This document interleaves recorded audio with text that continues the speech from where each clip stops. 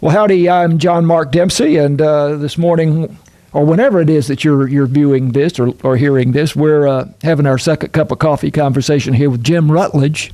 And Jim is representing the Northeast Texas Choral Society, and it is that time of year again when you all are feverishly preparing your holiday concert. It's quite a fever. I'll bet.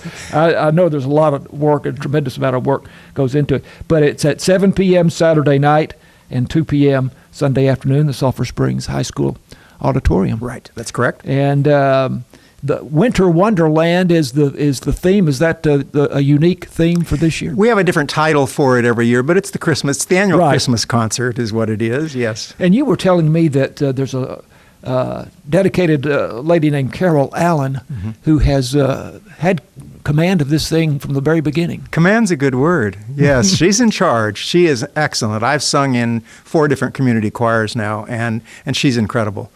She not only does she know how to sing, she knows how to teach us to sing, and that's all 4 or 5 or 6 parts, depending on what we're singing. And this show has been going now for 27 years. Yeah, the Christmas concert, and then we do a fall concert in May, or spring concert in May. Right. So there's 2 a year, right? Yeah. And it's been going on for 27 years now. Right.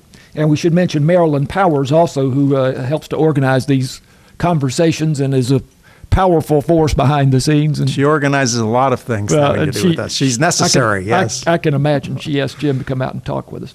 So, you know, the thing about Christmas music, the popularity, just the broad popularity of Christmas music is astounding. And you look at radio stations now that start playing Christmas music, and some of them in, I think, October. Right. So it tells you, how popular. We find it interesting. It's fun to talk to people about our repertoire because most of the things we're singing, I know Jingle Bells, I know Silent Night, I know Go Tell It on the Mountain. No, you don't.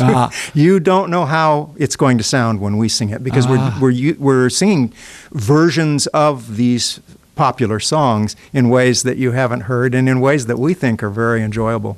Who arranges the all kinds? They come from different places. They're not locally arranged, I see. But there are arrangers behind all of these variations. I Yes. see. And when you say locally arranged, a lot of people that perform come from other communities and come from all over. It's not just Sulphur Springs. We have, I think last night, which was our official last rehearsal, I think there were 91 singers there. And they're from all over. I know we have a couple from all the way in Greenville who come over, and then of course all of the neighboring communities are contributing. Yeah. And the diversity is amazing. It's goes from the guy that works at the car dealership to some people who are choir directors of in their own right at many of the churches. So I'm somewhere in between, I think.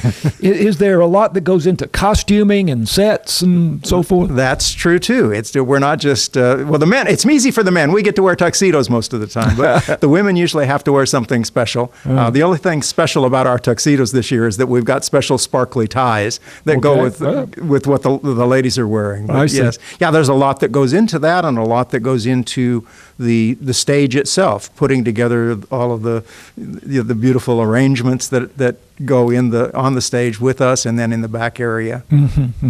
So this concert traditionally is in 2 parts. And as I look at the sort of the set list, the first half seems to be more popular and the second half seems to be more spiritual. It's interesting that you are looking at it with different eyes than I am. Okay. I had paid no attention to that whatsoever. Okay. Because when we rehearse, all of those dozen rehearsals, we're mixing them all up and doing what Carol wants us to do at any particular time. So I hadn't really paid very much attention to the organization of it. But it seems that way to me. I don't think it's 100% that way, but it generally seems like that to me. So, for example, some of the better known songs in the first half, the Dance of the Sugar Plum Fairies. Now, that is not a vocal number. Oh, it is when we do it. Oh, okay. That's actually a wonderful example for you to give because it's meant to be humorous, and yet you can still recognize it for what it is. We played with it a little bit last night at the last rehearsal, and somebody said, what would happen if we really tried to sing this very, very fast, much faster than we've been rehearsing it? So Carol said, well, let's try it. So we did. It was so good that that's what we're doing Wow. on Saturday and Sunday. We're That's- going to do this very fast version of it, and it's delightful. It's a very delightful rendition. I can imagine, of course, from the Tchaikovsky Nutcracker. And it is. It Nutcracker is, Suite. but with some funny words. Yes. Terrific. So, also from the first part of the show, Sleigh Ride, which everyone knows. Yes. These are the most familiar names that jumped out at me. Walking in a Winter Wonderland. Yep. Please Come Home for Christmas. Is that the Eagles? You familiar with that as the Eagles song? Others have done it. Others have done it. I don't recall that the Eagles Yeah, did it, I but think- it is a very traditional song. Yeah. Yeah, we're doing that as a small. About 12 of us are singing. Just the rest of the choir's going to sit there and applaud. I see. And yeah, that's what I we're see. doing with that. And then in the second part, It Came Upon a Midnight Clear. Do You Hear What I Hear? Go Tell It on the Mountain. But White Christmas is the finale. White Christmas is actually the name of a little booklet that we're using, and we're drawing a number of different songs into that booklet, see. including White Christmas. Okay. And Go Tell It on the Mountain is another one of those that I might say, you've heard it before. You all know that song, right? No, you don't. But there's some surprises along the way. It's Great. very, very difficult. We've probably had to work on that more than any of the other songs in the repertoire. How long have you been working?